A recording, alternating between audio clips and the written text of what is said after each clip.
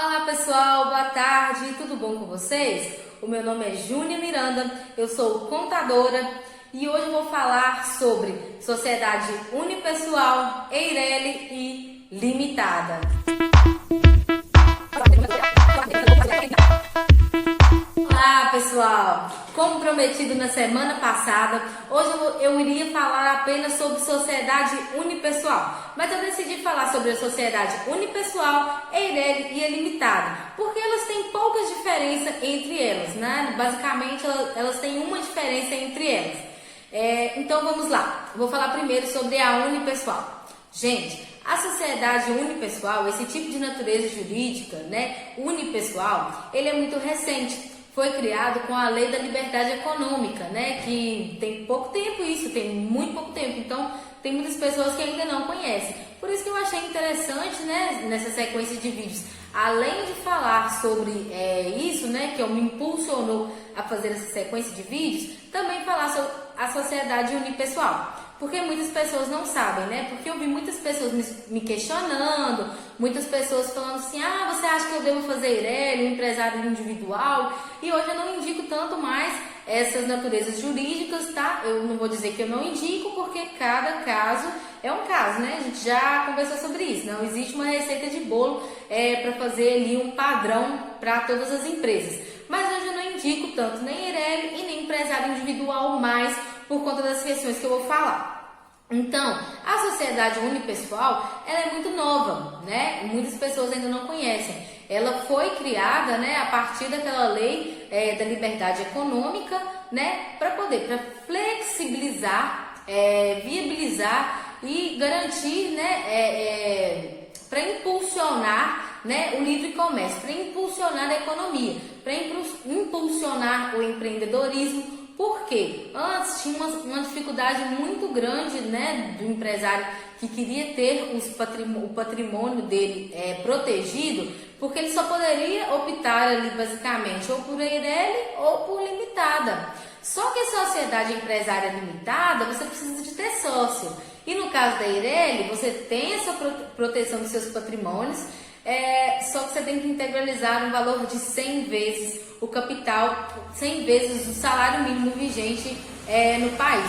Então veja só, às vezes você queria ter, né, queria constituir uma empresa, queria empreender, mas aí ou você precisaria de ter um sócio, isso para poder garantir a proteção do patrimônio pessoa física, tá gente? Aí vamos supor, você precisaria de ter um sócio, que é o caso da limitada, ou você precisaria ter 100 vezes o valor do salário mínimo. E muitas pessoas não têm o valor do salário mínimo para poder integralizar de capital social. Isso é uma coisa muito comum. Eu, por exemplo, hoje, se eu fosse abrir uma empresa, eu não teria essa quantia para poder integralizar. Eu acredito que é a realidade de muitos. Beleza? E no caso dessa unipessoal, a facilidade dela é em âmbitos Porque, por exemplo, a sociedade unipessoal, ela não tem valor mínimo de integralização do capital social. Então, se o meu negócio, eu quero investir, eu quero começar ele com R$50, eu posso fazer isso e eu ter a responsabilidade limitada a R$50 em relação à minha empresa e à minha pessoa física. Então, a minha responsabilidade não vai chegar até o meu patrimônio pessoa física, a não ser esse valor de capital social que eu investi. É claro que tem uma série de outras coisas que a gente tem que analisar quando vamos constituir uma empresa, né? Que é a questão do que a empresa vai precisar, para saber de fato ali qual que é o valor do capital social que nós devemos colocar no contrato social, até porque existe uma prática muito comum, né? Que não é o correto. Eu estou falando de vivência, né? Existe uma prática muito comum das pessoas fazerem aporte de capital na empresa. Então, já para os meus clientes, até os que já vêm desde o início sendo constituído comigo, a gente tem uma série de perguntas, eu tenho uma série um questionário mesmo que eu faço, um checklist, para a gente saber ali qual que é o valor ideal de capital social, mesmo que o sócio venha integralizar posteriormente, para não precisar de ficar fazendo esse aporte de capital, que entra em outras questões, né? Porque o sócio ele não pode meramente ficar injetando dinheiro na empresa, né? Mas isso é um assunto para outra hora.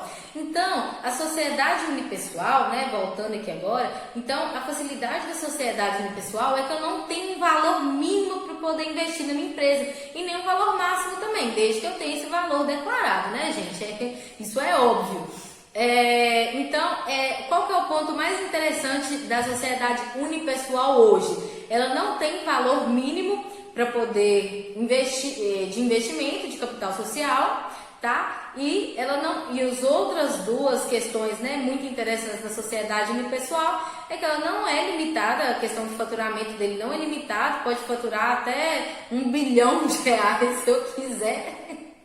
Ô, gente, é claro que geralmente quando a empresa fatura muito assim, a gente já usa outra natureza jurídica, né? Eu tô fazendo uma brincadeira aqui, mas é porque ela não tem valor máximo de faturamento, tá bom? E eu posso contratar também quantos funcionários eu quiser, tá? Então, assim, ela é pra mim hoje, pra pessoa que tá querendo entrar no empreendimento sozinho, é a que eu mais indico, mas é igual eu tô te falando, não existe uma receita de bolo, às vezes o seu negócio não vai compensar ou não é mais interessante, enfim. A outra natureza jurídica que eu quero falar é a EIRELI. Qual que é a diferença da EIRELI para as outras, né? Porque ela também não tem limite de faturamento e ela também pode ter quantos funcionários ela quiser. Mas qual que é a diferença dela para as outras? Eu tenho que fazer a integralização de 100 vezes o valor do salário mínimo vigente. E essa é a maior dificuldade que havia, né, do empresário entrar sozinho com a proteção do patrimônio, né? Por isso que muitas vezes o que acontecia era o seguinte: o empresário, ele queria ter a proteção dos seus patrimônios, né? Isso é uma prática também comum, não estou falando que é o correto não, tá, gente? Pelo amor de Deus, estou te falando que é uma prática comum. O empresário, ele entrava numa sociedade limitada, porque qual que é a diferença da limitada e da EIRELI? A limitada tem que ter um sócio, e na EIRELI eu tenho que integralizar 100 vezes o capital social. E antes, quando a pessoa queria proteção do patrimônio, e ela não tinha o valor de 100 vezes o salário mínimo para poder investir, ela entrava em sociedade com o pai, com a mãe, com o irmão, arrumava, hoje a gente chama de laranja, né? Com 1% da sociedade, só para poder ter os patrimônios protegidos, né? Só para poder ter a questão da proteção do patrimônio. Hoje não é mais necessário fazer dessa forma. E é isso esse ponto que eu queria dizer. Qual que é a diferença entre a limitada, EIRELI e pessoal? Todas três têm proteção do patrimônio, tá, gente? Só que no caso da unipessoal, ela não tem sócio, não tem integralização mínima de capital, que é a principal diferença. Na EIRELI eu tenho que integralizar 100 vezes o valor de salário mínimo vigente, que é o que muitas pessoas não têm esse valor para poder integralizar, que é a dificuldade maior que eu vejo aí na sociedade empresária limitada, e tem a sociedade limitada, que eu preciso ter um sócio. Essa pessoa pode ter 1% da minha empresa, mas eu tenho que ter um sócio para constituir uma empresa limitada normal, né? Que é o que a gente usava antes, a empresa limitada. Mas todas elas, você não tem limite de faturamento, você pode faturar, né, o quanto que você quiser, quantidade de funcionários, né? E então elas são bem assim tranquilas em âmbitos de faturamento, né? No caso, tanto na unipessoal, quanto na EIRELI, quanto na limitada, você pode optar por ser simples nacional, que, né, não é não tem nenhuma restrição aí quanto à opção ao simples nacional, né? Que muitas empresas utilizam esse regime especial que é o simples nacional. Então eu não tenho nenhuma restrição quanto a isso.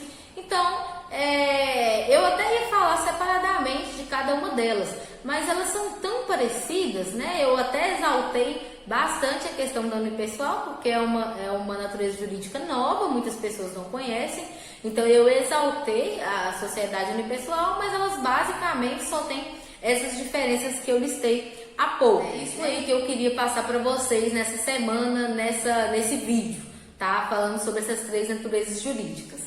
Então eu espero que tenha ajudado, né, vocês a esclarecerem algumas dúvidas, né? E se vocês tiverem qualquer dúvida também, podem me chamar no direct, que eu, né, vou esclarecer, que eu ajudo vocês a esclarecer qualquer dúvida, tá? Então, o que eu quero deixar para vocês hoje é isso, falando sobre a unipessoal, que hoje é que eu mais indico para o empresário que quer entrar sozinho no seu investimento, né, no seu empreendimento. O Eireli, que hoje eu não utilizo tanto mais, nem como indicação, nem, né, não acho que vale a pena, claro que cada caso é um caso, e a limitada, né, que é quando a empresa tem sócios, né, e enfim. Então, espero que tenha esclarecido as dúvidas de vocês em relação às naturezas jurídicas, tá?